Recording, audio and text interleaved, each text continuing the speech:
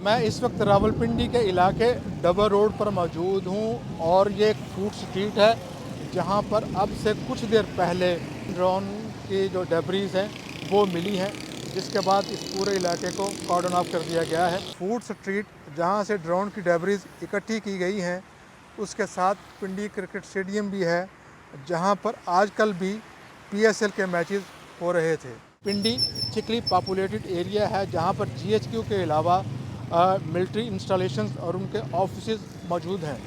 पाकिस्तानी फ़ौज के तर्जुमान ने दावा किया है कि इंडिया ने पाकिस्तान की फ़ज़ाई हदूद की ड्रोन्स के ज़रिए दोबारा खिलाफवर्जी की और सिंध से लेकर नॉर्दर्न पंजाब तक ये ड्रोन गिराए गए हैं।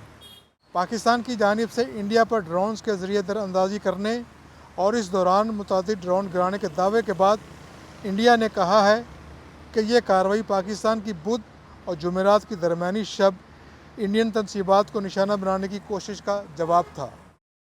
इंडियन डिफेंस मिनिस्ट्री की जानिब से जारी किए गए बयान में ये इल्ज़ाम आयद किया गया है कि 7 और 8 मई की दरमियानी शब पाकिस्तान ने ड्रोन्स और मिसाइल की मदद से शुमाली और मगरबी इंडिया में मुतअद्दिद अस्करी अहदाफ को निशाना बनाने की कोशिश की थी।